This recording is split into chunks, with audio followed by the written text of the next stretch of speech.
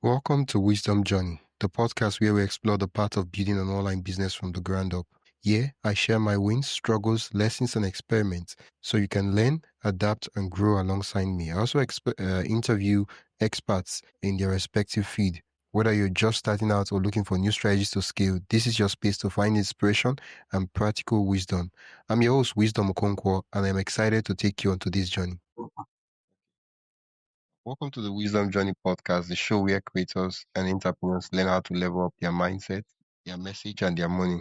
My guest today is Ryan McLellan, a life coach, marketing consultant, and entrepreneur with over 18 years of experience launching and leading 9 businesses. He holds a master's degree in marketing and a PA in organizational psychology, a rare blend of strategy and emotional intelligence. Ryan has helped countless entrepreneurs overcome self-doubt, shift limiting beliefs, and build personal brands rooted in clarity and courage. He's also the author of 6 books, and today he's here to help us bridge the gap between personal transformation and business growth.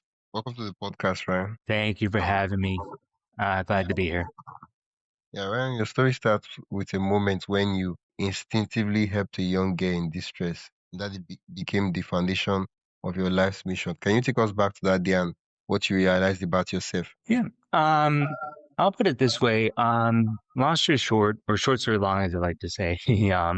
It's never a long story short. When I was 18, I was actually a high school dropout. I went back to college. About 5 years ago. I got my master's, but I was at the time, I was just struggling with the normal teenager stuff, but I realized I couldn't just sit around doing nothing. So I ended up starting at the age of 18 my first web design company. And that led to roughly, I'd say, 18 years of just trial and error, everything from writing books to start consulting with startups to advertising, you name it, I've probably done it at some point.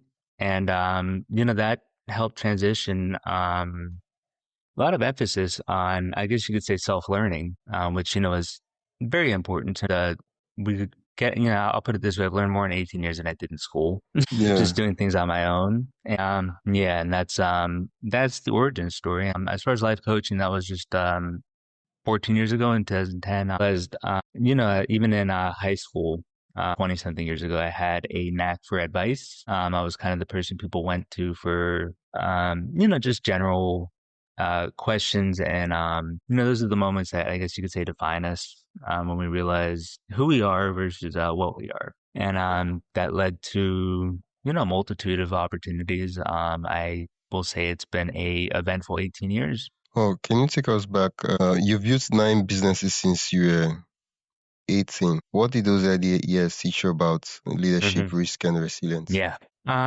One was I'll put it this way. Most of them were startups. I won't exactly say, ones that were incredibly successful, but, everything from, the first one was obviously the web design company. That was an interesting experience because I learned that on my own. But, I ended up, in 2012, as an example, I founded a video game design studio, which was, literally out of the air. I just thought to myself one day, I want to make a video game. So I, found the right people. And, the games, I'll be honest, I never launched because, it was kind of, one of those things where money was a big issue. And, at the time I couldn't raise any investment or anything, but others were fast as like a recording studio. I had a record label. The one I'm most proud of is Simply Head to Clothing. That was a clothing line I started with a friend at the age of, that was 2010, I think. And in 2019 that actually sold to Hollister. So that was definitely an interesting experience. Yeah. You've worked in marketing. I'm curious how your experience in marketing influenced your work as a life coach and how your work as a life coach influenced your marketing, vice versa. Oh, very good question. Number one, I guess you could say with life coaching, having experience in marketing helped get the word out, obviously. And I worked more with businesses than I did with individuals. So it was more consulting than it was coaching. It Life coaching, it's a very saturated industry, but with the knowledge and I guess you could say the expertise in marketing that I had going into life coaching, I realized, and like you said, it's kind of a vice versa. What I learned was interesting enough, about 70% of the time, it's really just changing whether it's a company or a person. And this goes for marketing as well. I would say that majority of the time, 70% of the time, it is just changing the mindset of something. Whether it's a company, the company's founder, the company's leader, or just the person in general. So, that's where I kind of got into coaching in terms of mindset coaching more than anything else, because I realized, when you shift your mindset, that's about more than half the equation. If you could kind of look at things in a different perspective than you're currently looking at the world through. In other words, a different lens that you're seeing the world through. That I learned from marketing. A majority of the time, it's kind of one of those things where the two interplayed in the sense that I was able to not only market myself better as a life coach with the help of marketing, but I also learned a lot between the two. There's a lot in common between them. In marketing, there's a lot of need for mindset shifts. I worked with a couple leaders that I went in with the idea of life coaching, realized that it kind of transcended over to marketing as well.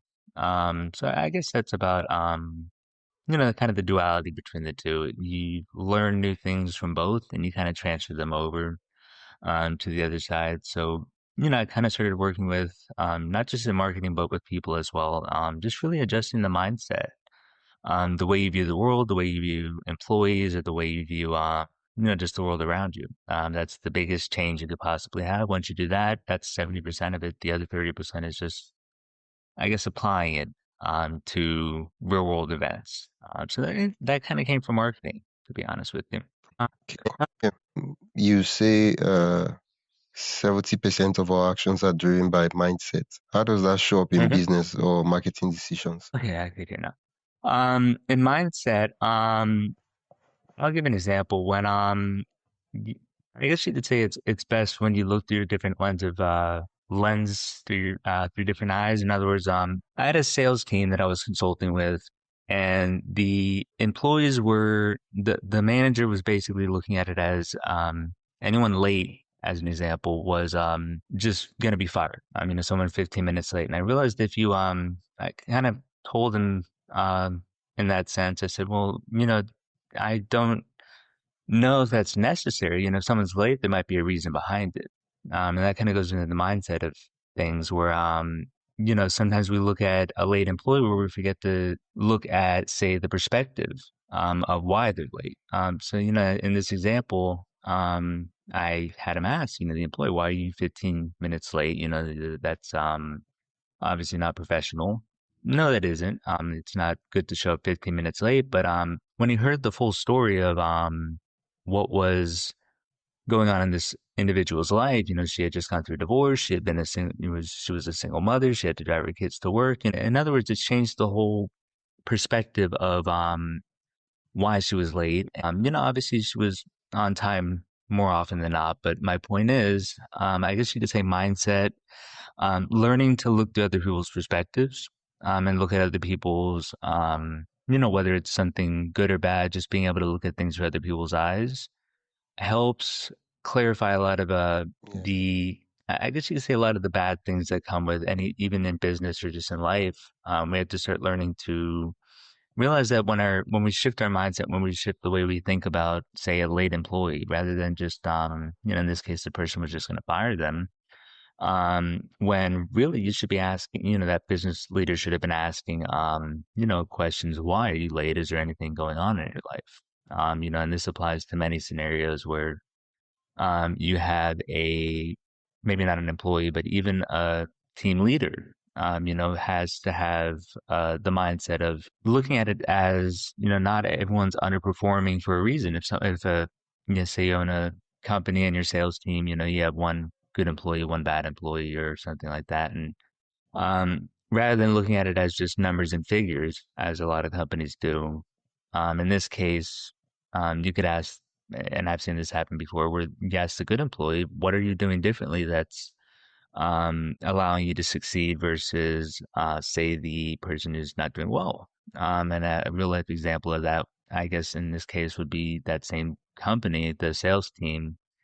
Um, Turns out the difference was the person who was doing better wasn't specifically closing more sales or wasn't specifically doing anything better as far as they all read from the same scripts, they all read from the same he had the same tone of voice as the other, but what he was doing is he was basically giving himself breaks in between calls. And I realized he was kind of straying from the script a little bit. And so we incorporated that into the whole infrastructure. The lower denominator employee ended up succeeding by taking that insight. So, in other words, it's really just a matter of looking at um, things differently, looking at it as not everything's as black and white as we like to believe it is.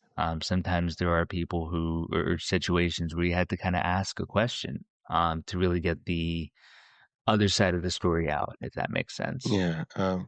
How do you help clients move from motivation to momentum, from feeling good to actually taking consistent action? Good question. That's actually the hardest part. I'll be honest with you. That's the part that makes it very difficult because a lot of people and if someone comes to me and says they need more motivation or they need um more of an ability to cope with life or just anything in general, the best way to do that is to make them challenge their assumptions, in that sense. We all have, as I like to say, we all see the same thing but through different eyes, in that sense. And I typically move that client from a place where they feel like they're doing everything's right, or maybe they're doing things right, into a mindset of maybe even if you are doing things right, that doesn't necessarily mean there's not room for change. There's not room to grow from it, to look in a different direction, to look at something differently. In a relationship, as an example, if someone's dealing with relationship problems in that sense, perhaps everyone kind of assumes that they're right. It's just a human tendency. We believe that our actions are correct, no matter what it may be. And to move someone from motivation to mindset to momentum, I guess you could say, is to really just challenge the assumptions. Try to ask them, ask them hard questions about themselves. Once people start to accept that, maybe their life isn't as, like I said, as black and white as they thought it was, they start to understand that there's a need to shift the way they view the world and shift the way they view clients or just view their, even families or friends or children. Once you get to the point where you could pretty much get that person to the point where they're thinking in terms of, okay, well, yeah, I could benefit from a change or a modification in behavior. That's when you see the most growth, and from there, that's the other 30% is moving them to a good place through through actionable strategies. I typically end up kind of drawing up a 3 to 6 month plan for them to try to adjust whatever it is that they're trying to reframe or adjust out of their situation. So really, it's just getting the hardest part is getting someone to realize that maybe they're not correct in the way they think, or that they are correct, but that there's room for improvement. And from there, it just once you get past that barrier that most people have, that as I call it, that security barrier, where we're kind of thinking in terms of, okay, well, I'm obviously doing everything right, that a lot of people think, but maybe they are, but can it be done better? Is my best way to word that. Well, a lot of business owners, they juggling multiple ideas. Hey, quick break. Before we continue, I'd love for you to join the Wisdom Journey newsletter. Every week, I share exclusive insights, tools, and behind the scenes updates to help you stay ahead in your own journey of building an online business. It's simple, practical, and built to help you grow. Sign up today for free at the link in the description. Now, let's get back to the episode. Yes. How do they stop Yeah, overthinking and start executing clearly? very good question. Um, And that is a big problem I've noticed. A lot of companies definitely overthink things, and I guess you could say the best way is to realize that once again, not everything's black and white. I'm sorry, could you repeat the Yeah, question? for business owners that are juggling multiple ideas, how do they stop overthinking and There we start go. Perfect. executing clearly? Perfect. Perfect. I love that question because sorry.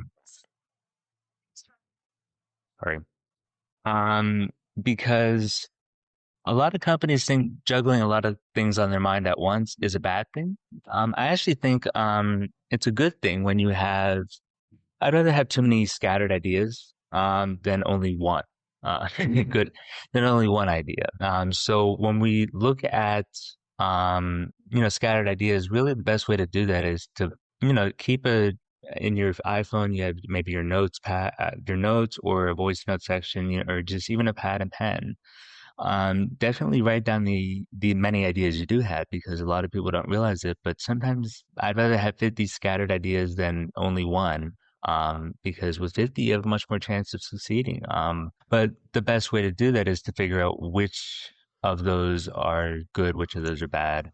And to stop overthinking in that sense, really it's just a matter of putting the idea down on paper, letting it sit, letting it settle, and then maybe returning to that once a week and seeing if any. And sometimes the ideas may sync up. You might have something that you were thinking about, whether it's an idea for marketing or an idea for business or just in general life. It may apply to something that you just started. As an example, I have literally endless iPhone notes of just ideas and scattered thoughts that um, when I'm overthinking, I put them down on paper and kind of close the book, if that makes sense. You close the notepad and you say, okay, well, these are the ideas I have. I don't know how they fit into my life now. And from there, you stop overthinking, but you still have to return to those ideas at a later point because they may have benefit in what you're doing the week after, the week that follows, a month from now, a year from now. I mean, there's been times when I've um, had an idea that 2 years later suddenly fits into what I'm doing. And overthinking is best done by just putting the thoughts down on paper or somewhere you're going to remember a voice note on a pad of paper and an iPhone note. And let once you put it down on paper, you tend to stop thinking about it so much. Oh, um, okay, thank you for that tip, Ryan. Let's say a You're welcome. solopreneur feels invisible online, posting content but getting no traction. What mindset and marketing tweaks could Mhm. help them break through that wall? That's a good one. A lot of people are struggling, well, including me. A lot of people are struggling with that concept because right now, with the way content and social media is moving, especially with AI being incorporated at in the past 2 years, everything's moving very quickly. So really, when it comes to posting on social media, as an example. There are a lot of, I guess you could say it's become kind of a pay to play game. I won't claim I have tremendous advice on how to successfully navigate the algorithm changes and so on, but I did learn something recently. Not learn recently, but it's kind of a reminder. Consistency is really the best way to go.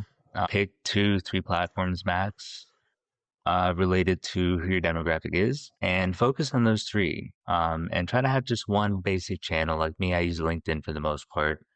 And if you're consistent, in other words, you're posting regularly at the same time of day, same day of the week, you are basically telling that social network's algorithm that you are an active participant. And a lot of people, including myself, you post something, you get crickets, no engagement, no likes. That's unfortunately something that can be changed. It's an unfortunate reality with the world the way it is, especially in content marketing and social media. People tend to have, it used to be organic. Now, Facebook, if you post something on your page or your profile, only 1 to 2% of people are even going to be shown what you posted. That's kind of their way of monetizing the platform. And I understand, Facebook or Instagram or TikTok, any channel is in its own way a business, so they do have to make money somehow. I don't think it's right to make people pay to go, to get likes. But I guess the other way to look at it is if you have a small but active following, that's a lot better than a tremendous amount of people that are following and not engaging. So I guess the best way to look at that is really just be consistent. Don't promote yourself too much. Try to talk in terms of uh, ask questions, engage people. People like being involved in a conversation rather than being sold to. We've all been on LinkedIn or Facebook and gotten a random message from someone saying they're, selling something, they're trying to sell a service, and it rarely works. But if you post enough in groups or certain feeds, you will get beneficial results because you're asking maybe a question, you're answering a question that Yeah. someone gave, and that drives them onto your profile. So best way to do that is to change the mindset in terms of realizing that it's not about just really posting over and over again. And that it's not really your fault specifically. It's kind of just the way the algorithms are going, the way the social media platform might be moving. And if one type of content is doing better than another, try that. Test and see what posts, what content is doing the best, and try to see, okay, well, what did I do differently here than the others? And that's, I guess, the best way to do Okay. it. A lot of content creators, business owners, the self-doubt seems to plague even Right. the most talented. Why do you think that is? Mm. I would say it's just the way the world is going. It's unfortunate, but uh, the way everything's kind of monetizing itself kind of makes it so that we really don't have, I guess there's not really much of a choice, if that makes sense. As far as, you could have the most creative, enlightened idea as possible. But if you aren't, if you post it and you don't follow up on it, or you don't, in this certain examples, if you don't boost the post like on Facebook or LinkedIn, no one's going to find it. It doesn't matter how specifically well put together the content is. The good news is when you do get one successful post, say you go viral on one area, people will go back and look at other posts. It's kind of a snowball effect in that sense. So sometimes, creativity is um, a great thing, but with the amount of people currently trying to get into content marketing, the amount of people trying to, I guess you could say, take the reins and do things, even if they think it's different or think it's unique, there's still that element of are still abiding by the algorithm. And, that's the unfortunate reality. People reprogram limiting beliefs. What does that actually look like in daily life? That's a good one. Um, Reprogramming limited beliefs. That's definitely, that's a very good question because that's exactly what mindset is. You have to It's a hard question because everyone's a little different. So some people might need a certain level of hand holding, others might need kind of a kick in the butt to get moving. But when you feel like you're stuck in limiting beliefs, believe it or not, number one, that's something that I think Hello? everybody at some point does. No one's perfect. No one really holds on to the same level of confidence as everyone else. But if you can reframe the way they view it, instead of, looking at um, something as a negative thing and really just it's almost like turning a frown upside down, as they say.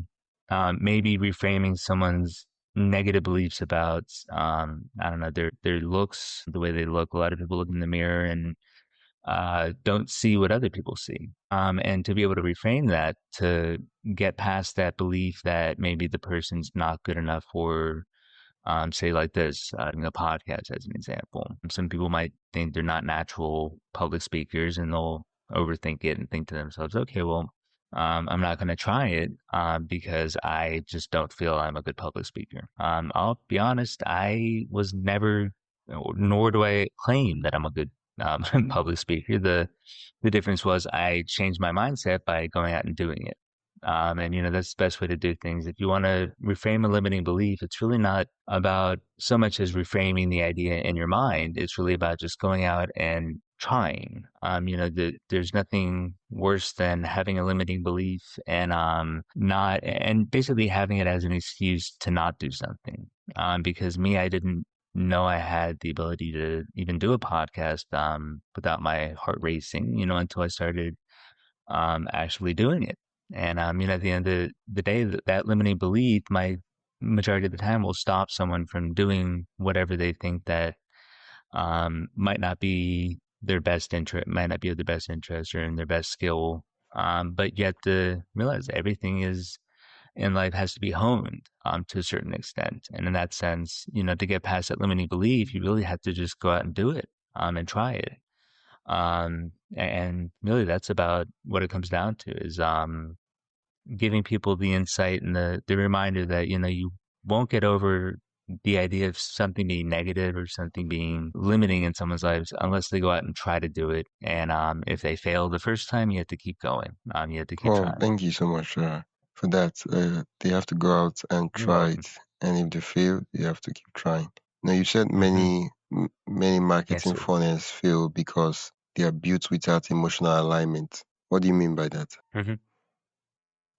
Um, I like that one because it's a lot of companies focus on features and benefits as we're told, but we have to realize that there is a human element to any successful company. When you're building a brand, as an example, you have to look at it as it's not people don't buy from a company; they want to buy from a person. In other words, so when you're building a company or building kind of building something up, you have to realize that your job is to frame it on an emotional level rather than logical. People buy much more into emotion and react much more to an emotion than we do facts and figures.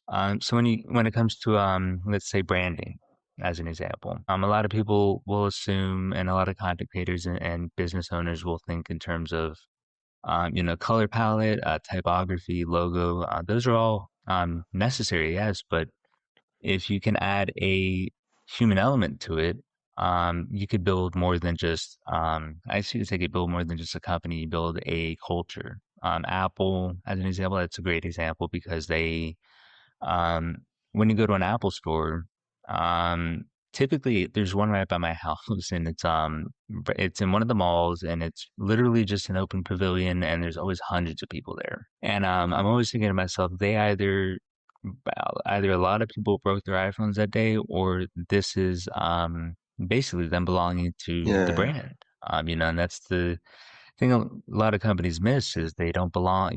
When you engage someone emotionally, whether it's through a story or through, showing something on the commercial or just something unique, something that's makes you different, and that makes you stand out from the competition. You tend to do a lot better because emotion that gives that human element to the company and that makes people want to buy into it. So when like Starbucks as an example, it's another one. They have a community behind them. You belong to your favorite coffee. You don't go to buy coffee. You go there to kind of, whether you believe it or not, most people think they're just going to buy coffee. They're actually buying into the community or the brand, so to speak, and that's because Starbucks kind of aligns with a lot of emotional appeal. They touch upon points of eco-friendliness, but at the end of the day, is Starbucks better than Dunkin' Donuts?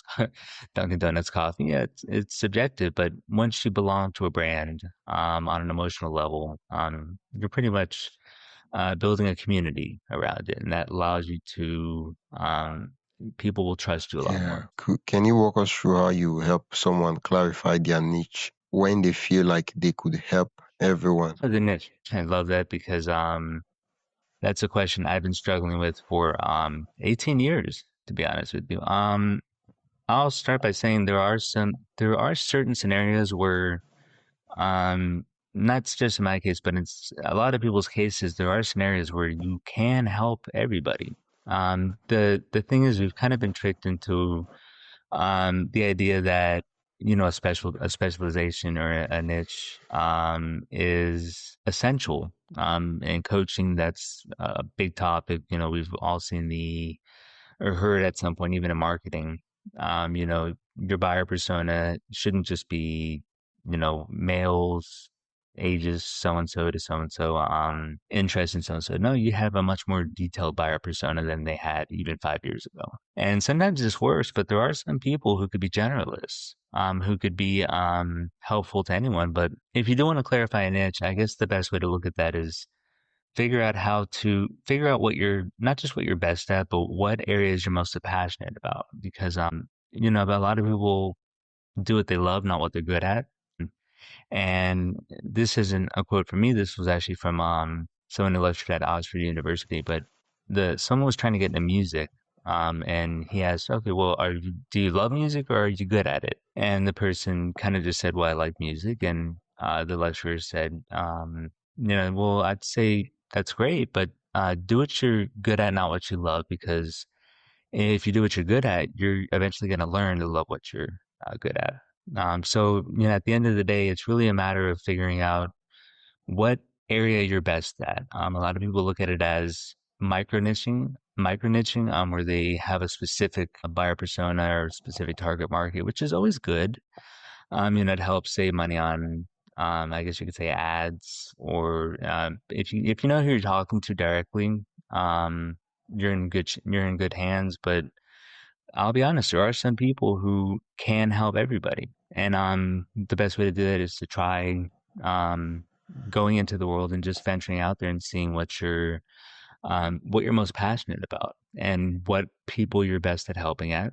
A lot of people spend a lot of time on their business plans or their marketing plans thinking, who's the ideal buyer persona or the ideal person I want to sell to. You that kind of in its own way limits being able to learn which area, what type of person, what type of situation you're best at assisting in. So I would say go into it with the mindset of, okay, well, I'm just gonna try this. There's no harm in trying and then failing. And with me with life coaching, I started off just giving general advice. And I would say I was helpful, but that's kind of when I realized, okay, well, I'm good at giving advice, but I'm better at doing this in terms of mindset or in terms of consulting and marketing. And that was not, that wasn't the original niche. The original goal was just to help anybody. But I learned over experience that helping clients that were in marketing or in executive roles, that's when I realized, okay, well, this is something I'm much better at. So it's really just a matter of going out there trying, not looking at it as, not jumping the gun and having a buyer persona from the get go. The best way to go is just go into it with the mindset of, I'm going to offer service or a product, or whatever it may be, and go into it with the mindset of I'm going to use this kind of to learn where I am best fit. And if you could do that, majority of the time by trying and by doing, you will find the niche that you're best at. Oh, oh, thank you so much for sharing that, Ryan. You're welcome. One of the things you said is loving yourself unapologetically isn't a buzzword, it's a business strategy. Can you unpack that hmm idea? hmm yeah, when I would say that in this sense, it's not so much loving yourself in that sense, but you have to be businesses. A lot of people think in terms of business is business. And I've always disagreed with that statement because we're all human. We all have some level of transference. We pass on values from ourselves to another. And to avoid doing that, it's not a buzzword because if you love what you're good at and you love what you're doing, you're going to be a lot more pleasant to be around. You're going to be able to think more creatively. If you're, and that's why creativity is such a powerful force because a lot of people love it. They may not be good at it, but it does help free your mind to, I guess you could say, explore other avenues. So it's if you love what you're good at, and you're good at what you love, you're gonna have a much easier time succeeding at whatever it is that you're doing. Than if a lot of people go to work, and I had a friend, I work remotely. I had a friend come over, and I was complaining about basically my, I won't say I have a great life, I'll put it that way, but I was kind of complaining about nitpicky details. I was just saying, I wish I could get, was out of the house more. I hate working remotely. And he kind of pointed out, and this is, I guess we can say, an example of mindset shifting. He drives a truck every day. That's his job. 8 hours a day, he drives from work. He drives to his work, and then he'll drive around the state basically delivering packages. And he said, well, at least you're home. He has to sit in a car 8 hours a day. So, that kind of reframed me to think in terms of this is, if you love what you're good at, it doesn't necessarily mean you're going to enjoy it. It just means, if you could wake up every morning and feel happy about what you're about to do that day, rather than, looking at it through a distorted lens or looking at it negatively. Some people think, oh, I had to go to work tomorrow. Yeah, well, at least you have work, Yeah. if you know what I mean. A lot of people don't look at life, and it's like we were talking about limiting beliefs. A lot of people look at things negatively when really it should be a positive. So if you could reframe that in your mind in terms of, if something, it's typical optimism, I guess you could say. Just look at the positive side of things. You never know, what might happen tomorrow, what might happen the next day. You might win the lottery, you might not. You just have to kind of look at life through a different lens, and realize that if you love what you're good at and you're good at what you love, you'll Oh, succeed. thank you so much, Ryan. I'm curious, Ryan. So far you've been in business and been doing what you do now. What would you say has been your boldest decision ever? Hmm, that's a good one. I would say it was, and might not be the best example, but I had one company that I had started, worked on for 2.5 years. I was the equity, I founded the company with a psychologist based in Nevada. It was kind of one of the first, not the first telehealth company, but it was kind of in the area of self-help slash personal development. And unfortunately, during that period, one of the partners unfortunately passed away, and the equity shares went to the estate. The estate wasn't what I thought. I thought that meant, I was a little younger at this point, so I really didn't understand what had just happened. But the other owner, the estate went to her, so I had no real decision-making power whatsoever. So it was a good project, and I guess you would say my boldest decision was having to basically resign on that based on, resign from the company based on just the fact that I didn't feel like I had a say. And I guess the lesson learned from that is, I do look back on that. I think to myself, do I regret having done that? Because the company might have taken off. It might not have. I don't know. But, at the same time, sometimes we have to ask ourselves hard questions and do things that may not be, that may be in our best of interest, but aren't exactly.